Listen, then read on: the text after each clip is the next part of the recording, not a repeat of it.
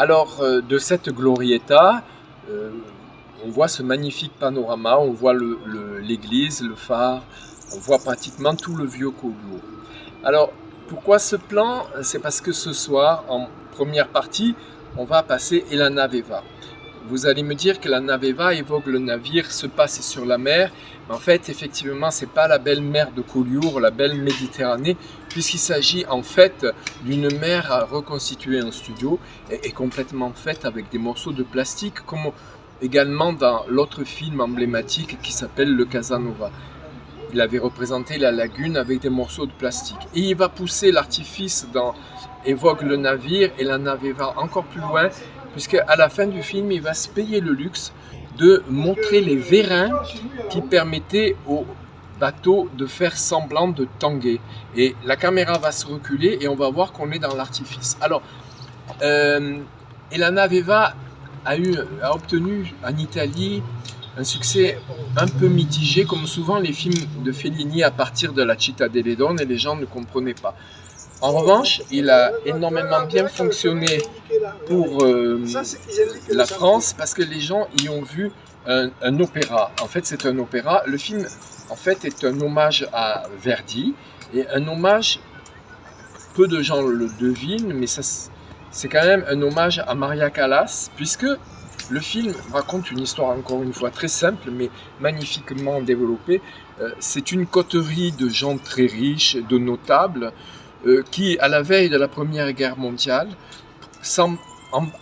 embarquent sur un paquebot. Ça fait penser évidemment au Titanic.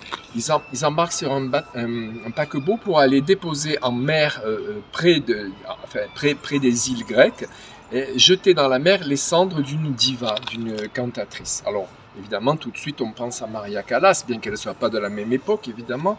Donc ça, c'est évidemment la fantaisie fellinienne, et ça lui permet de développer une série de caricatures. En fait, on est dans un huis clos, on est dans ce bateau, on est pris dans la mer, et là, on va rencontrer des personnages étranges, on va rencontrer des gens qui jouent des morceaux de musique avec des verres en cristal, on va rencontrer, c'est d'ailleurs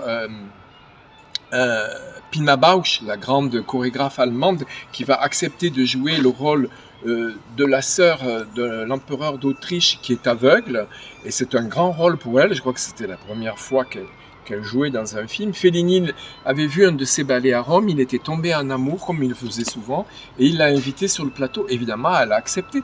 Et il y a également sur ce bateau quelque chose complètement étrange.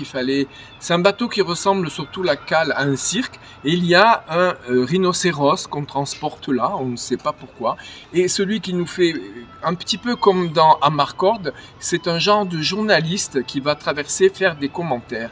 Le journaliste, évidemment, c'est toujours Fellini, c'est ainsi qu'il a débuté, comme on le voit dans beaucoup de films, notamment Intervista, dans Amarcord.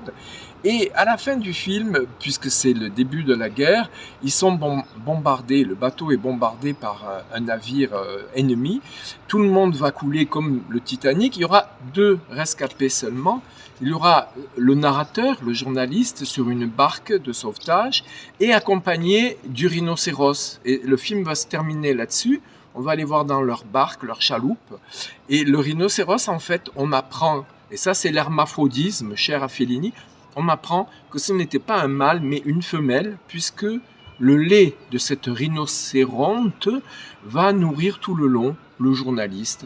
Et ça, c'est vraiment très félinien.